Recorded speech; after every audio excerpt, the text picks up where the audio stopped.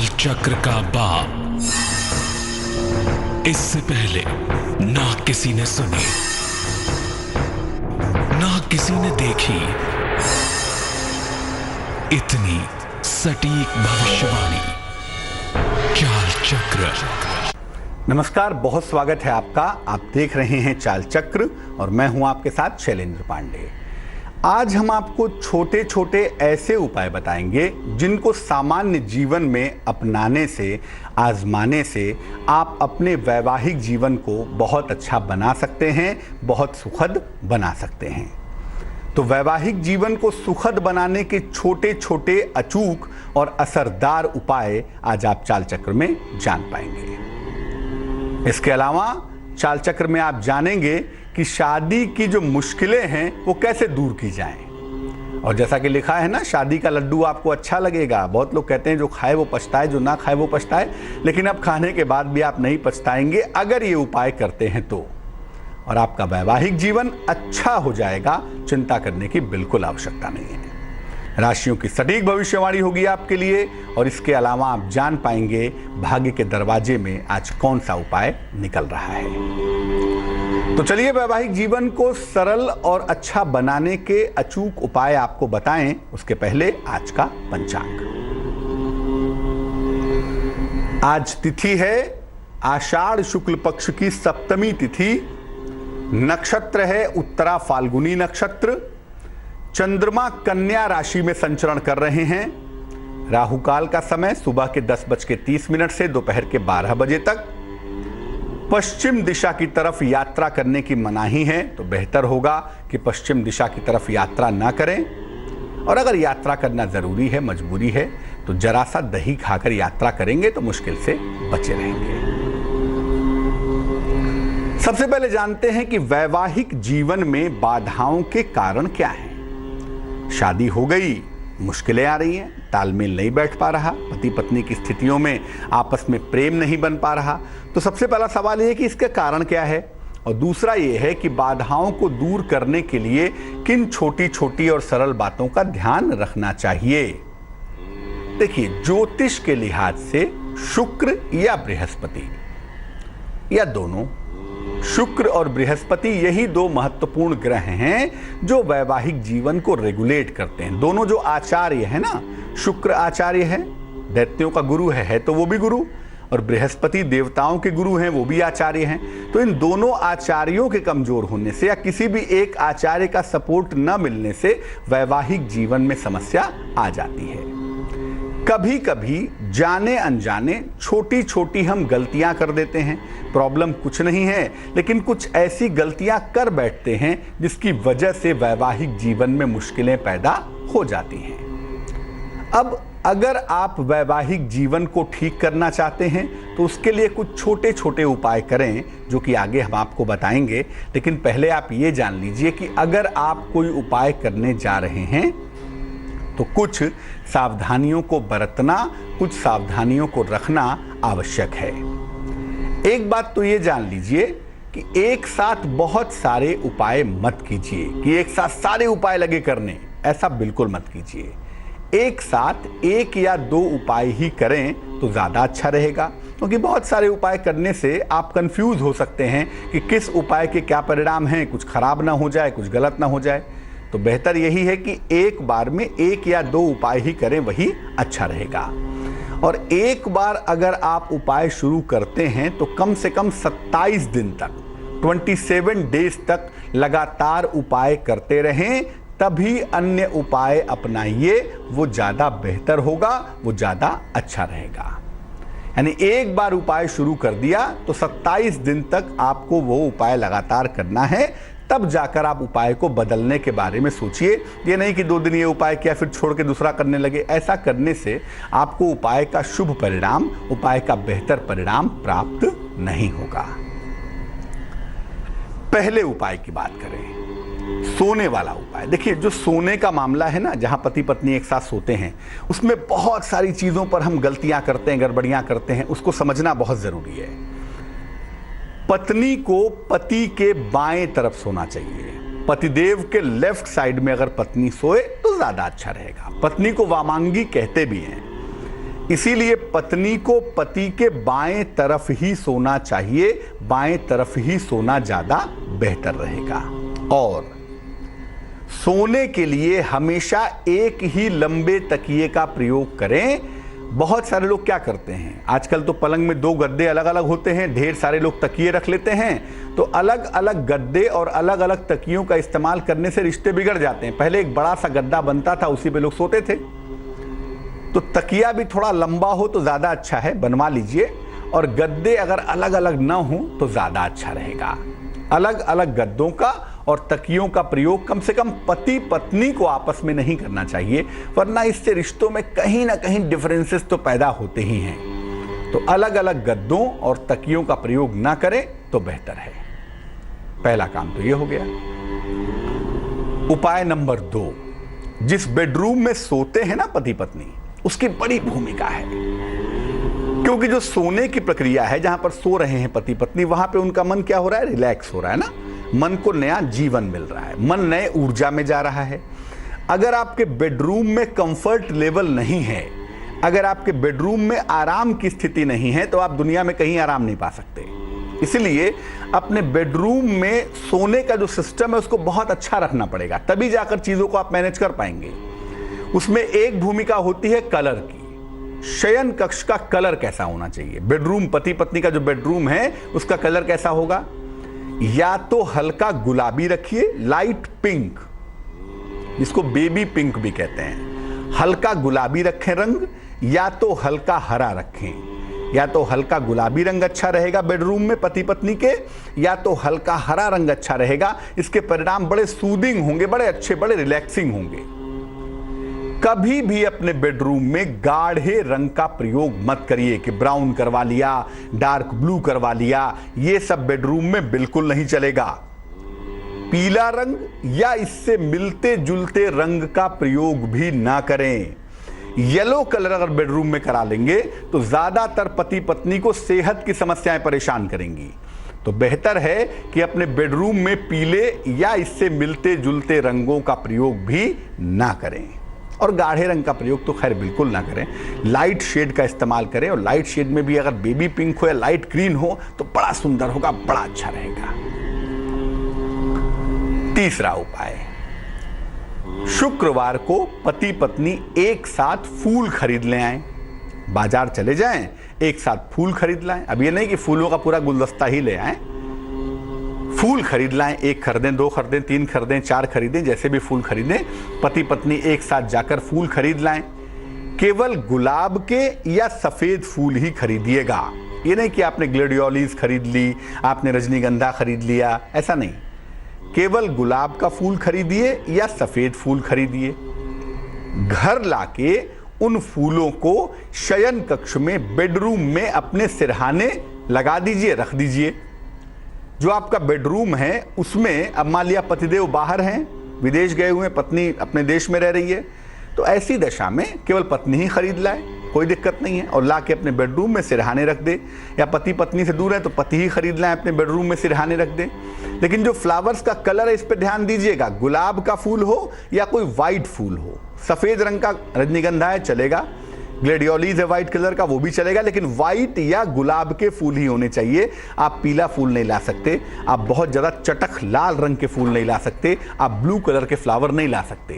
तो घर में लाके उन फूलों को शयन कक्ष में सिरहाने अपने रख दें। हर शुक्रवार को ऐसा करें, बहुत अच्छा रहेगा। चौथा उपाय, पति पत्नी सोते समय अपना सर पूरब या दक्षिण दिशा की तरफ रखें। सोते समय जो सर है, सिरहाना है, वो या तो पूरब की तरफ हो, either in east side, either in south side. तो या तो ईस्ट में रखें या तो साउथ में रखें, और उस तरफ सर करके सोएं।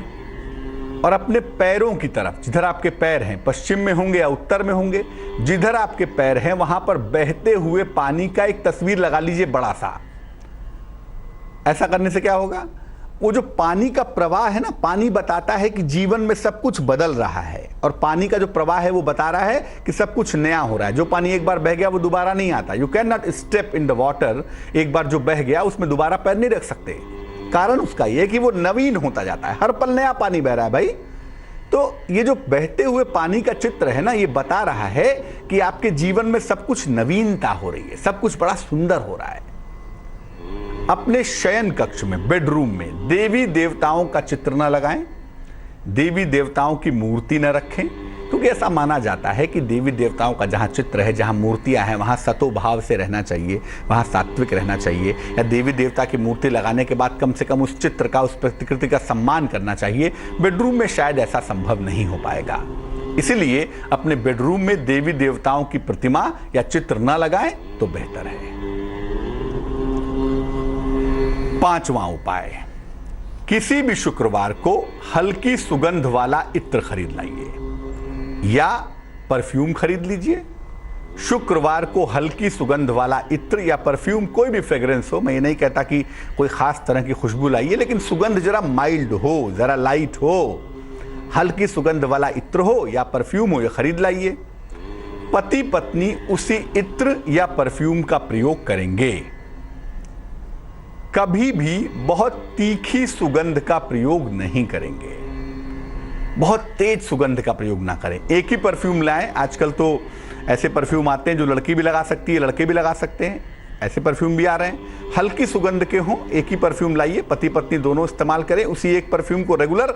उससे क्या होगा, जो मैरिटल लाइफ में डिफरेंसेस होते हैं, जो एक दूसरे के प्रति आकर्षण घटता है ना, शादी के कुछ समय बाद जो पति पत्नी के बीच में आकर्षण घटने लगता है, जो डेप्रिसिएशन ऑफ अट्रैक्शन होता है, वो बहुत हद तक ठीक हो जाएगा। लेकिन कभी भी बहुत ज्यादा तीखी सुगंध का प्रयोग मत करिए, बहुत तेज सुगंध का इस्तेमाल करना अच्छा नहीं होगा। तो सुगंध का जो प्रश्न है वो बड़ा इंपॉर्टेंट है, और खास तौर से जो पति पत्नी के बीच में आकर्षण कम हो जाता है, अगर उसको मजबूत करना है तो सुगंध वाले उपाय पर ध्यान देना होगा। और उस उपाय को करने से निश्चित रूप से पति पत्नी के बीच में जो लगाव कम हो जाता है, जो आकर्षण कम हो जाता है, जो प्रेम भाव कम हो जाता है, उसमें बहुत हद तक इंप्रूवमेंट होने की संभावना बन जाती है। 6वें उपाय की बात करें, शुक्रवार को देवी को सफेद मिठाई का भोग लगाएं। ये पतिदेव भी लगा सकते हैं और पत्नी भी लगा सकती है, कोई भी लगा ले भोग, ऐसा कुछ नहीं कि पति लगाएंगे या पत्नी लगाएंगी, दोनों लगाएं, बहुत अच्छा है। शुक्रवार को देवी को, मां दुर्गा को सफेद मिठाई का भोग लगाएं और पति पत्नी उसको प्रसाद की तरह ग्रहण करें। ये भोग शाम के समय लगाएं तो ज्यादा अच्छा होगा, शाम को वक्त नहीं है तो सुबह सुबह ही लगा दें। और पति पत्नी दोनों ही इसको प्रसाद की तरह ग्रहण करेंगे, और इस प्रसाद को पति पत्नी के अलावा कोई नहीं खाए तो ज्यादा बढ़िया रहेगा। और पति पत्नी कोशिश करें कि इस दिन खट्टी चीज का सेवन ना करें, अचार का, नींबू का, खटाई का, खट्टी चीजों का सेवन ना करें, तो निश्चित रूप से इस प्रसाद को खाने से जो आपसी व्यवहार है वो बड़ा मधुर हो जाएगा। पति पत्नी एक दूसरे को अपशब्द बोलते हों, एक दूसरे के ऊपर चीखते चिल्लाते हों, एक दूसरे के ऊपर सरकास्टिक वे में व्यंग करते हों, तो कम से कम वो जो स्थितियां हैं वो काफी हद तक बेहतर हो जाएंगी। वाणी की स्थिति, आपसी बोलने चालने की स्थिति में अच्छा खासा इंप्रूवमेंट होगा। अब एक उपाय और ये एक ऐसा उपाय है जिसको करने से पति पत्नी का जो बंधन है वो बहुत मजबूत हो जाता है। जब बात इसकी हो जाए कि पति पत्नी एक दूसरे को झेल रहे हैं, या पति का व्यवहार पत्नी के प्रति बहुत खराब है, या पत्नी का व्यवहार पति के साथ बेहद खराब है, चीखना चिल्लाना, घर में कलेश करना, ऊधम करना, अगर ऐसी समस्या है तो क्या करें? 7वें उपाय को आजमा लीजिए। पति पत्नी को सोने के लिए ससुराल से मिले हुए पलंग का प्रयोग करना चाहिए। ससुराल से अमूमन विवाह के समय में पलंग मिलती है, इसी पलंग का इस्तेमाल करें सोने के लिए। और मान लिया ऐसा ना हो पाए, ऐसा नहीं हो पाया, मान लीजिए पलंग नहीं मिल पाया, तो जिस पलंग पर पति पत्नी सोते हैं उसी पलंग का इस्तेमाल करें। लेकिन उस पलंग के जो पावे हैं, जो पैर हैं, अमूमन 4 पावे होते हैं, उसमें गुलाबी धागा बांध लें। और 4 से ज्यादा पावे हैं तो भी हर पावे में, हर पैर में गुलाबी धागा, जो सामान्य गुलाबी धागा सिलाई वाला आता है ना, वही बांध लेंगे तो भी बहुत अच्छा रहेगा। इसको बांधें और उसी पलंग का शयन के लिए, सोने के लिए इस्तेमाल करें। निश्चित रूप से आपसी चीजें, आपसी अंडरस्टैंडिंग, आपसी तालमेल, आपसी चीजें इंप्रूव करनी शुरू कर देंगे। अंतिम उपाय देखिए, एक चीज बड़ी कॉमन सी देखी है, शादी होने की बात शुरू होती है लड़के लड़की के बीच में, इंगेजमेंट हुआ, लड़के ने लड़की को हीरा पहनाया, लड़की ने लड़के को हीरा पहना दिया। यानी डायमंड तो बड़ा इंपॉर्टेंट है, इंगेजमेंट से ही शुरू हुआ। उसके बाद जब पति को कुछ देना हुआ तो उसने हीरे की अंगूठी दे दी, और पतिदेव गए अपनी पत्नी के लिए, मारे खुशी में 2-4 हीरे की अंगूठी लाके पकड़ा दिए, लो भाई डायमंड पहनो, डायमंड। अब इसमें क्या होता है, हीरा बड़ा खतरनाक पत्थर है और वैवाहिक जीवन के लिए भयंकर निगेटिव हो सकता है अगर नुकसान करे तो पति पत्नी को हमेशा सोच समझकर ही हीरा पहनना चाहिए, सोच समझकर ही डायमंड पहनना चाहिए। अगर बिना कारण के कलेश होने लगे, पति पत्नी के बीच में विवाद बढ़ जाएं, झगड़े लड़ाइयां होने लगें, तो हीरा निकाल देना चाहिए। क्योंकि अगर पति पत्नी के बीच में विवाद होगा, झगड़े लड़ाइयां होंगी, कलह कलेश होगा, तो कृपा करके हीरा निकाल दें। क्योंकि अगर आप हीरा पहनेंगे तो ये विवाद बढ़ेगा, कलह कलेश बढ़ेगा, और हीरा अगर नुकसान करेगा ना तो बात डिवोर्स तक निश्चित रूप से पहुंचेगी। इसीलिए हीरा पहनने में ही सावधानी रखें। और अगर मान लिया गलती से पहन लिया और वैवाहिक मामला हिल रहा है या वैवाहिक जीवन में मुश्किल दिखाई दे रही है ना, तो बेहतर यही है कि डायमंड निकाल दें, वरना मामला बेहद खराब होगा। पत्नी को एक सोने का छल्ला पहनना चाहिए, तर्जनी में, इस उंगली में, इंडेक्स फिंगर में, और पति को एक चांदी का छल्ला पहनना चाहिए अंगूठे में, थंब में। ये बड़ा इंपॉर्टेंट होता है आपसी तालमेल के लिए। ये जो मेटल है और ये जो स्थिति है ग्रहों की, उसको मैनेज करने के लिए पत्नी को सोने का छल्ला इंडेक्स फिंगर में, सोना नहीं खरीद सकते, पीतल का छल्ला तर्जनी उंगली में, और पति को चांदी का छल्ला अंगूठे में, थंब में पहनना चाहिए। इसको पहनना विशेष फायदेमंद होता है, इसको पहनना विशेष बेहतर होता है, आपसी तालमेल अच्छा होता है, और पति पत्नी का तालमेल बाकी घर के लोगों के साथ भी बेहतर होता है। अब ऐसा ना हो कि पति पत्नी का आपसी तालमेल तो बड़ा अच्छा है, लेकिन घर के जो लोग हैं, माता पिता हैं, घर के बड़े बुजुर्ग हैं, बच्चे हैं, उनके साथ संबंध खराब है, तो ऐसा भी नहीं होना चाहिए। इसीलिए ये सोने का छल्ला पत्नी पहन ले इस उंगली में और पति पहन ले अंगूठे में, तो बहुत ही ज्यादा अच्छा रहेगा। एक दर्शक जुड़ रही हैं हमारे साथ, रेखा जी हैं दिल्ली से, उनसे बात करते हैं। रेखा जी बताइए। जी नमस्कार पंडित जी। जी नमस्कार। हाँ जी, मेरे को अपने बेटे के बारे में पूछना है। डेट ऑफ बर्थ क्या है बेटे की? 5 नवंबर 1984। समय बताइए। 1:28 दोपहर को। कहाँ पे जन्म हुआ है? दिल्ली का। पूछिए क्या प्रश्न है? इसकी वैवाहिक जीवन ठीक नहीं चल रहा। वैवाहिक जीवन के बारे में पूछना है। देखिए, जो आपके बेटे की कुंडली हमारे सामने बन पा रही है, ये कुंडली आपके बेटे की बन रही है मकर लग्न की, और राशि बन रही है मीन। कुंडली में चंद्रमा तीसरे खाने में बैठा है, बृहस्पति और मंगल कुंडली के 12वें खाने में हैं, और शुक्र केतु से पीड़ित होकर कुंडली के 11वें खाने में चला गया है। वैवाहिक जीवन की जो स्थिति है, आपके पुत्र की वर्तमान दशा भी शुक्र में शुक्र की चल रही है। इसकी स्थितियों में जो भी सुधार होने के योग हैं वो अक्टूबर के बाद दिखाई देते हैं। अक्टूबर 2017 के बाद बेटे के वैवाहिक जीवन में इंप्रूवमेंट होना चाहिए।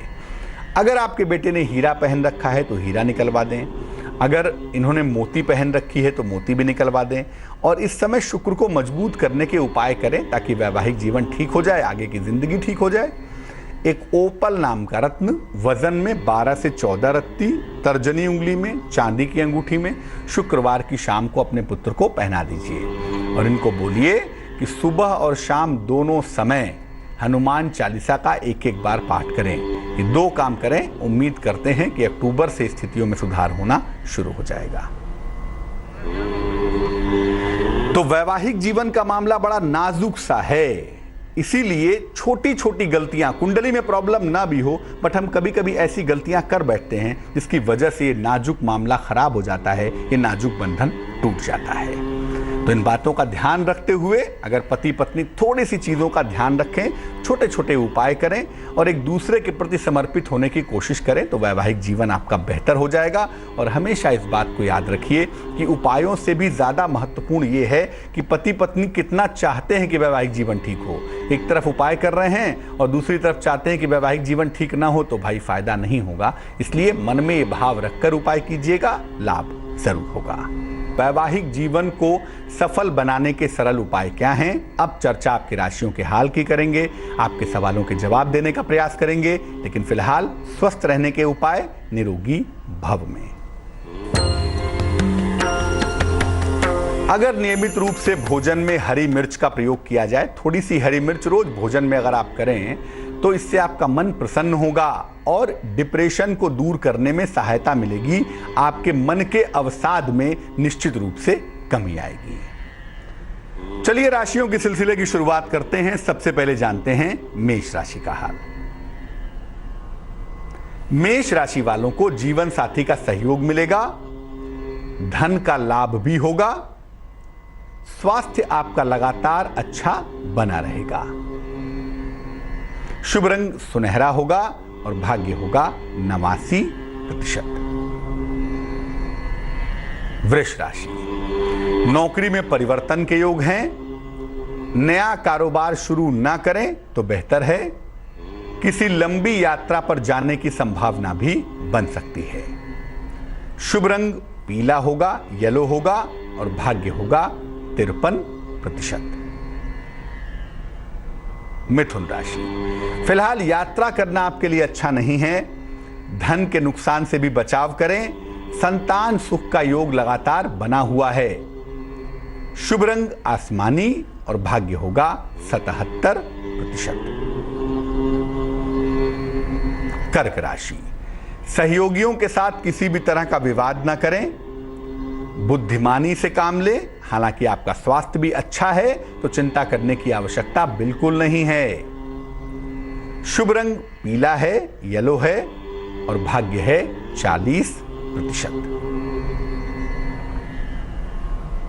सिंह राशि, शिक्षा प्रतियोगिता में आपको सफलता मिलेगी। परिवार में आपके प्रसन्नता आएगी। फिलहाल यात्रा ना करें तो बेहतर होगा। शुभ रंग नीला होगा, ब्लू होगा और भाग्य होगा 69%। कन्या राशि, वाहन का सुख आपको प्राप्त होगा। संतान के स्वास्थ्य का बहुत ख्याल रखें। उपहार सम्मान का लाभ भी मिलेगा आपको। शुभ रंग आसमानी है और भाग्य है 55%। तुला राशि, किसी नई संपत्ति के लाभ होने की संभावना बनी हुई है। धन की प्राप्ति भी आपको होगी। मान सम्मान भी आपका बढ़ता हुआ दिखाई देगा। शुभ रंग पीला होगा और भाग्य होगा 98%। वृश्चिक राशि, उच्चाधिकारियों से तनाव हो सकता है, ध्यान रखें। संतान पक्ष से आपको लाभ होगा। हो सकता है कोई नया वाहन भी खरीदें। शुभ रंग आपका लाल होगा, रेड होगा और भाग्य होगा 89%। धनु राशि, नौकरी में परिवर्तन के योग हैं। आकस्मिक धन की हानि से बचाव करें। किसी अतिथि के आगमन के लिए तैयार हो जाइए। शुभ रंग नीला है और भाग्य है 59%। मकर राशि, धन लाभ होता हुआ दिख रहा है। स्वास्थ्य आपका अच्छा बना रहेगा। कहीं घूमने जाएंगे इसकी संभावना भी बन रही है। शुभ रंग आसमानी है और भाग्य है 76%। कुंभ राशि, नौकरी में लाभ होगा। नया कारोबार शुरू हो सकता है। दाम्पत्य जीवन में सुधार होता हुआ दिख रहा है। शुभ रंग नारंगी और भाग्य होगा 59%। मीन राशि, धन के नुकसान से बचाव करें। वाणी पर नियंत्रण बनाए रखें। सेहत का बहुत ख्याल रखें। शुभ रंग आपका हरा होगा, ग्रीन होगा और भाग्य होगा 90%। एक दर्शक जुड़ रही हैं, चारू हमारे साथ, उनसे बात करते हैं। चारू सुन पा रही हैं? जी नमस्ते पंडित जी। नमस्कार, कहाँ से बोल रही हैं चारू? मैं गाजियाबाद से बोल रही हूँ। आपका शो की तारीफ करना चाहूंगी मैं सबसे पहले। बहुत ही बेहतरीन शो है और जो गाइडेंस आप हम लोगों को दे रहे हैं उस पर तो कोई जवाब ही नहीं है। आपकी तारीफ के लिए तो शक कम पड़ जाएंगे इनकम। बहुत धन्यवाद है चारू जी, बताइए मुश्किल क्या है। बस एक भाई है मेरा, जीतू नाम है उसका। इसका जन्म हुआ है 27/12/90। समय बताइए। समय है इसका 7:20 सुबह के। कहाँ पे जन्म हुआ है? संभल है, यूपी। क्या प्रश्न है? ये इसका नेचर बहुत खराब है, ये घर में भी किसी के साथ मिलके नहीं रहता है, ना ही इसके छोटे भाई से बनती है, ना बहनों से, ना मम्मी पापा से। और कुछ भी अगर कोई कुछ भी बताता है हम करते तो उसको कोई फर्क नहीं पड़ता, ये बदतमीज बहुत है। कुंडली धनु लग्न की है आपके भाई की, राशि मेष है और कुंडली का सबसे महत्वपूर्ण ग्रह मंगल कुंडली के 6ठे खाने में चला गया। दूसरा भाव जो कि वाणी का भाव है, स्वभाव का भाव है, बिहेवियर के अच्छा होने का भाव है, वहां पर शनि राहु बैठे हैं, तो जबान पर लगाम नहीं है, कुछ भी बोलते हैं, हो सकता है बुरी आदतें भी हों और आगे चल के बुरी संगति का चक्कर भी पड़ जाए। लेकिन इतना जरूर है कि बृहस्पति उच्च राशि में बैठा है, कर्क में बैठा है। अगर बृहस्पति वाले पार्ट को मजबूत किया जाए तो इनकी मुश्किलें दूर होनी शुरू हो सकती हैं। हालांकि जो थोड़े बहुत सुधार की उम्मीद हम कर पा रहे हैं वो इस साल के अक्टूबर के महीने से कर पा रहे हैं। अभी ये तो कोई उपाय नहीं करेंगे, लेकिन इनके लिए इनकी माताजी, इनकी बहन, इनके पिताजी में से कोई भी इनके लिए सुबह शाम 108 बार गायत्री मंत्र का जप करे। और जब गायत्री मंत्र का जप करें तो सामने एक गिलास में या लोटे में पानी भर के रख लें और वो पानी इनके कमरे में छींटा मारें। इनके ऊपर मार पाए तो बहुत अच्छा, नहीं तो जहां ये सोते हैं जिस पलंग पे, जिस कमरे में, उस पानी का छींटा मारें और बाकी पानी पौधे में डाल दें। ऐसा रेगुलर करते जाइए सितंबर अक्टूबर तक, वहां से सुधार होना शुरू होगा।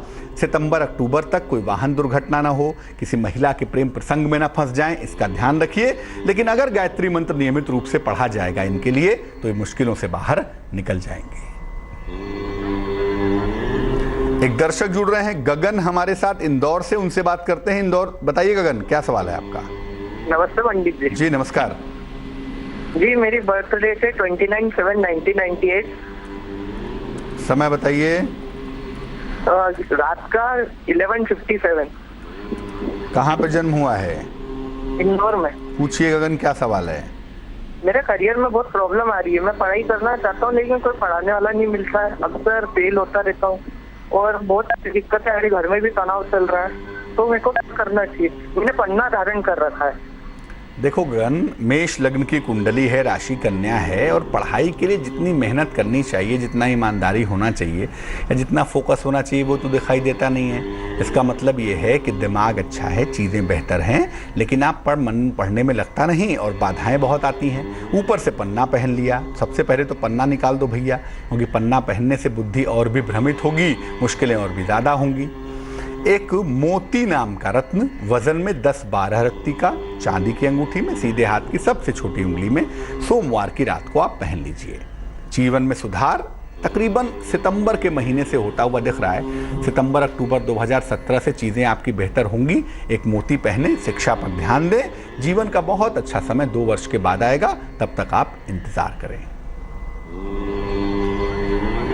चलिए खोलते हैं भाग्य का दरवाजा और निकालते हैं उसमें से उपाय। अगर पड़ोसी के साथ बार बार झगड़े होते हों, बार बार विवाद होते हों, तो घर के मुख्य द्वार पर आम के पत्तों का वंदनवार लगाइए और इसे हर सप्ताह में बदल दीजिए, पुराना वाला फेंक दीजिए और नया वंदनवार लगाते रहिए। आप देखेंगे तकरीबन 15 दिन में ही स्थितियां नॉर्मल हो जाएंगी। पड़ोसी के साथ बेवजह की झगड़ा लड़ाइयां नहीं होंगे। एक दर्शक जुड़ रही हैं, विनीता हमारे साथ हरदोई से, उनसे बात करते हैं। विनीता बताइए। जी पंडित जी नमस्ते। जी नमस्कार। जी, हम इससे पहले भी आपसे फोन लगा था लेकिन हमने आपको जगह गलत बता दी थी। मुझे अपने हस्बैंड के बारे में पूछना है। डेट ऑफ बर्थ बोलिए। जी 22 जून 1972। समय शाम का 6:15। कहाँ पे जन्म हुआ है? कानपुर में। पहले हम आपको हरदोई बता गए थे। प्रश्न बताइए। प्रश्न ये है कि उनका बिजनेस नहीं ठीक चल रहा और परिवार से भी काफी संबंध खराब चल रहे हैं। देखो, आपके पति की जो दशा चल रही है उसके हिसाब से इनके व्यवसाय में सुधार होने की संभावना इसी साल बनती है। इनकी दशा नवंबर के महीने से बेहतर हो रही है, तकरीबन 4 नवंबर से।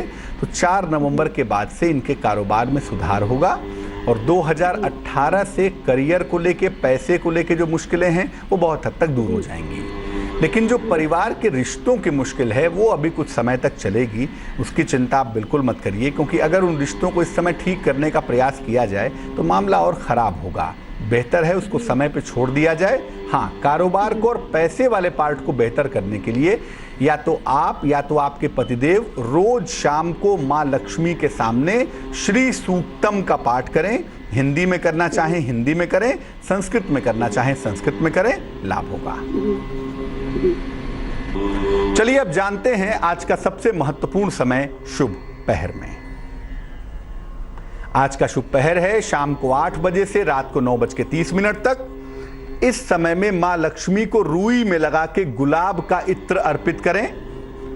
आर्थिक समस्याएं, फाइनेंशियल मुश्किलें आपकी निश्चित रूप से दूर होंगी, लेकिन यह करना होगा शुभ पहर में ही। और शुभ पहर का समय नोट करें, शाम को 8 बजे से रात को 9:30 के बीच में।